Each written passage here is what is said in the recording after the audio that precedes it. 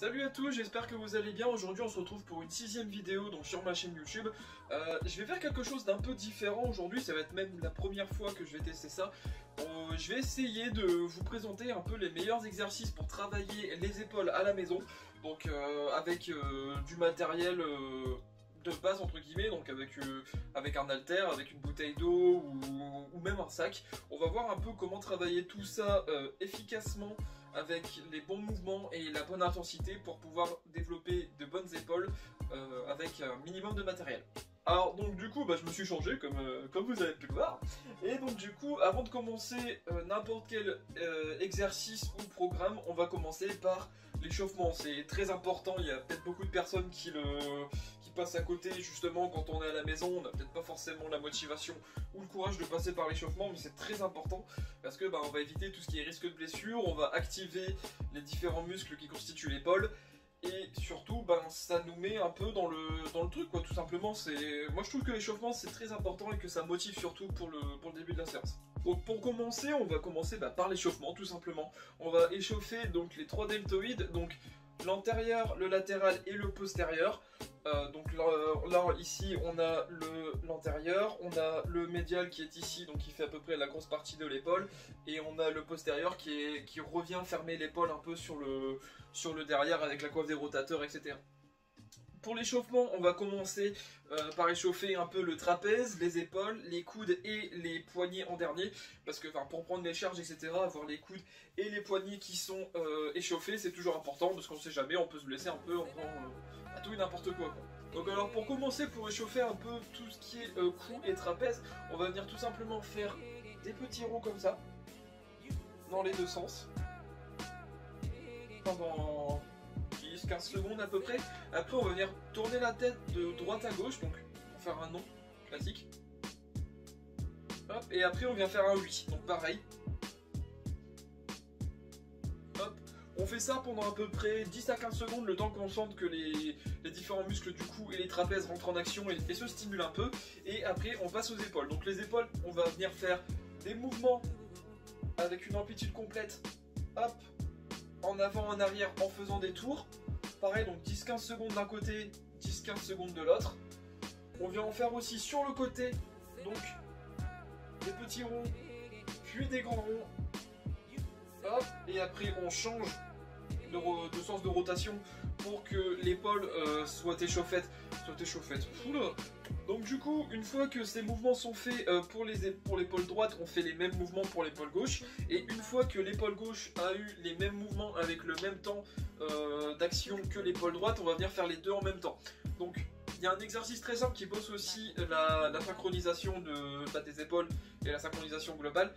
On met nos bras devant nous, on en fait partir un devant et l'autre, hop, on le fait partir derrière. Hop, on fait comme ça. Et une fois qu'on a chopé le mouvement, on essaye d'accélérer. Hop, et on fait pareil de l'autre côté, jusqu'à temps de bien sentir que les articulations soient chaudes, tout simplement. Pour les coudes, on va venir tout simplement faire des gestes très simples. Donc tendre le bras et le replier en faisant passer en dessus et au-dessous de la main. Tout simplement comme ça, donc les exercices d'échauffement très classiques qu'on peut voir un peu partout.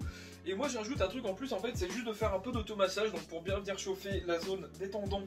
Donc ici sur le dessus de l'avant-bras, on chauffe pendant peut-être 10-15 secondes, et on fait pareil de l'autre côté au niveau de l'articulation pour faire rouler un peu la paume de la main sous le coude, et donc tout simplement pour chauffer l'articulation d'une façon optimale. Pour les poignets, on va faire des exercices très simples que vous avez pu voir souvent dans plusieurs centaines de milliers de vidéos. On fait tourner le poignet comme ça, tout simplement. Hop.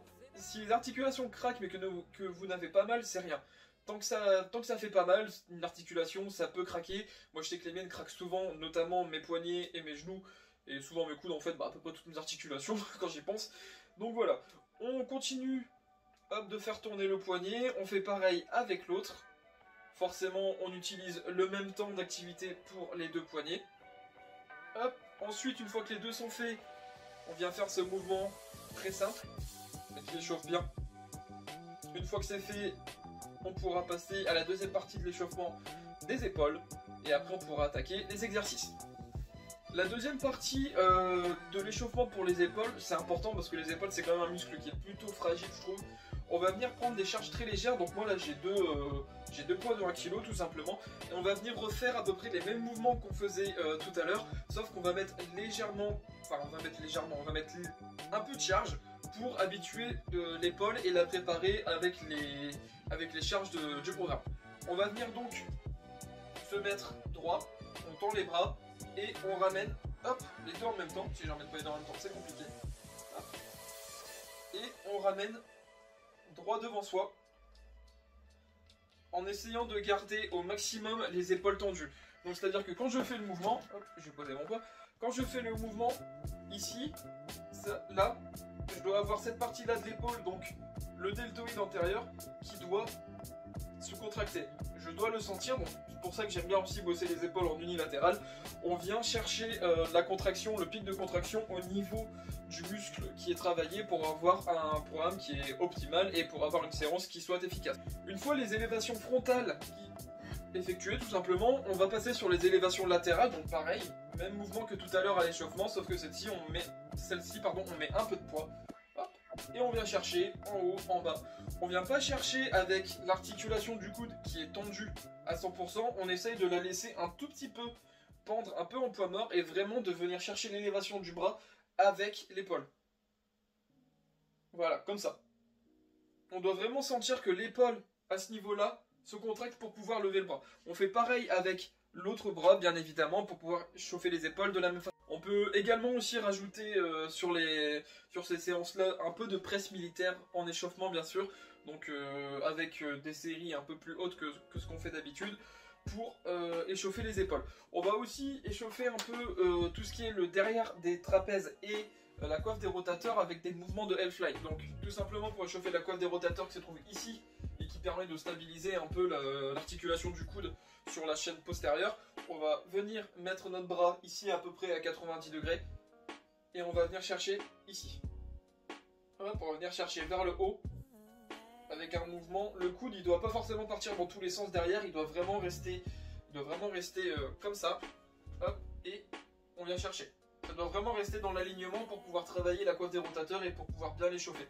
La coiffe des rotateurs, c'est vraiment important de les chauffer parce que c'est quelque chose qui peut se blesser très rapidement et qui met beaucoup de temps à récupérer. Donc on fait bien attention, on fait pareil de l'autre côté. Hop, tac, tac, et voilà. On va chercher, on redescend, on contrôle bien sûr le mouvement. Et pareil, on fait bien le même nombre de répétitions des deux côtés. Deuxième mouvement pour échauffer la coiffe des rotateurs, au lieu de se mettre dans cet angle-là, on va se mettre dans cet angle-là, on va mettre le poids contre notre torse et on va simplement chercher à aller le plus loin possible en cherchant vers la droite. Hop, comme je suis avec mon bras droit forcément, la gauche avec le bras gauche. On essaye de ne pas aller chercher trop loin en tirant sur le triceps et sur le deltoïde, c'est vraiment la coiffe des rotateurs qu'on cherche à échauffer. Donc, hop, je vais me mettre dans ce sens-là aussi. Ça doit vraiment être au niveau de la coiffe des rotateurs ici, où on vient chercher le mouvement. Tout simple, mais très efficace. On fait pareil bien sûr avec l'autre bras, pour forcément, comme je le dis tout le temps, avoir une égalité d'activation au niveau des deux épaules.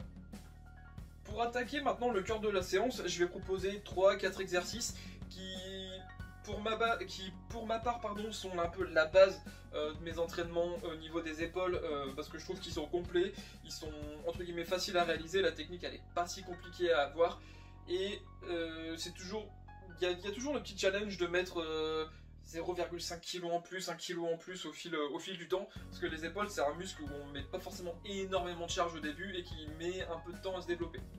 Premier exercice, on va refaire donc des élévations frontales.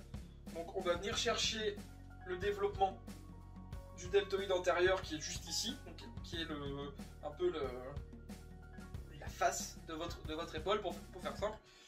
On vient donc mettre notre main, comme on travaille en unilatéral, on vient mettre notre main sur la face de l'épaule qu'on souhaite travailler et on vient chercher devant, hop, comme ça. on essaye de garder au maximum la contraction sur l'épaule et pas sur le biceps ni sur le triceps. On essaye vraiment de débloquer un peu l'articulation pour que ça fasse un peu poids mort et de vraiment venir chercher vers le devant pour bosser le deltoïde. Hop. En fonction de votre niveau, de vos habitudes et de votre matériel, vous adaptez le nombre de séries, vous adaptez le nombre de répétitions, vous adaptez la charge pour vraiment que ce programme vous ressemble et que ce soit quelque chose qui soit efficace pour vous, parce que ce qui est efficace pour moi ne va pas forcément être efficace pour tout le monde. Donc pareil, hein, on fait pareil de l'autre côté. Hop, et on vient chercher. On essaie toujours de garder un peu de flexion au niveau du coude et de vraiment concentrer tout l'effort sur la face du deltoïde. Alors, deuxième exercice de la séance, du coup, on va venir chercher la largeur de l'épaule avec le deltoïde médian, qui prend ici un peu la plus grosse partie de l'épaule, avec le V deltoïdien qui est juste là. Ouais, j'ai ma science. Et donc du coup, on va venir se mettre dans une position avec les jambes bien ancrées au sol à largeur d'épaule, pareil que pour le premier exercice. On met notre main sur le muscle qui est recruté, sur le muscle qu'on veut travailler. Personnellement, moi ça m'aide à mieux me concentrer et à avoir de meilleures sensations. Hein, on parlera de contraction volontaire dans une prochaine vidéo. Donc du coup, on vient chercher à l'horizontale le mouvement. On va pas chercher trop haut, ni on va pas chercher trop bas. Là ça sert un peu à rien. On vient chercher l'amplitude maximale et l'amplitude la plus efficace possible. Donc on va chercher à l'horizontale comme ça. On contrôle la montée, on contrôle la descente, on bloque pas forcément le coude, histoire de ne pas mettre de tension inutile sur l'articulation tout simplement, et on vient chercher le maximum d'effort au niveau de l'épaule.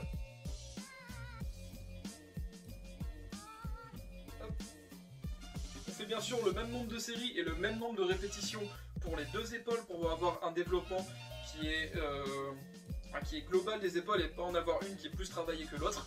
Donc on fait pareil avec l'autre, on se remet dans la même position et on vient chercher. Hop. On cherche toujours à avoir le maximum de contraction sur le muscle souhaité. C'est-à-dire... Troisième exercice, on va donc faire de la presse militaire. Donc comme c'est un peu cette séance-là en fait c'est typiquement l'échauffement mais avec des charges plus lourdes. Pour faire simple, on va venir mettre notre bras dans cette position. Donc avec le coude qui est un peu à la hauteur de l'épaule pour faire simple. Et on va venir chercher vers le haut. On contrôle la descente, hop, on contrôle la montée, la phase excentrique et la phase concentrique pour avoir une amplitude qui est maximale et donc un exercice qui est efficace. On contrôle la charge aussi, on n'essaye pas de mettre forcément trop lourd parce que si on met trop lourd on va avoir une mauvaise technique et la mauvaise technique ne va pas forcément engendrer les meilleurs résultats. On cherche vraiment la technique qui se rapproche le plus de la perfection entre guillemets pour pouvoir justement après commencer à mettre de plus en plus de charge pour pouvoir mettre en place le principe de surcharge progressive. On fait donc le même mouvement des deux côtés. Bien sûr si vous avez deux haltères de 5 kg vous pouvez exactement faire les deux mouvements en même temps, il n'y a pas de souci. Hop, c'est juste que moi comme j'en ai qu'une seule de 5 et que je préfère travailler en unilatéral les épaules, pour moi c'est parfait. Après 5 kg je pourrais mettre plus mais là pour la vidéo c'est pas forcément ce qu'il y a de plus productif et j'aurais pas un mouvement qui soit forcément très propre non plus. Et c'est pas ce qui est recherché, je souhaite vraiment vous montrer comment mettre ces trois... T'as eu un blanc là. Comment mettre ces trois exercices dans votre séance épaule pour qu'elle soit entre guillemets complète et pour pouvoir travailler l'ensemble des faisceaux de l'épaule. Dernier exercice du coup que je vais proposer pour avoir une séance épaule qui soit basique mais qui soit efficace. On va venir travailler donc l'arrière de l'épaule avec le deltoïde postérieur et un peu le trapèze et la coiffe des rotateurs. On va tout simplement venir se pencher, coller le buste au niveau des genoux, hop, comme ça, et on vient chercher derrière avec l'haltère. Donc pareil, on essaye de garder un maximum de contraction au niveau du deltoïde postérieur et de la coiffe des rotateurs. On ne bloque pas forcément le coude pour éviter les tensions inutiles au niveau des articulations et ne pas se blesser bêtement. Et on fait pareil bien sûr des deux côtés. Niveau série et répétition, je me répète, mais ce qui marche pour moi ne marche pas forcément pour vous. Donc je préfère me taire entre guillemets sur ce sujet-là et vous laisser gérer un peu ce qui marche le mieux pour vous. Si vous avez des questions, n'hésitez pas à les mettre en commentaire, j'y répondrai avec plaisir. Et puis, bah, n'hésitez pas à commenter, partager, liker, vous abonner, me rejoindre sur Instagram qui est au même nom que la chaîne YouTube. Et puis, j'espère que ces exercices pourront vous aider à construire de meilleures épaules. Donc voilà, on se retrouve pour une prochaine vidéo. Je sais pas sur quel sujet, mais j'en ferai une prochaine, ça c'est sûr. Et puis d'ici là, bah, portez-vous bien. Salut!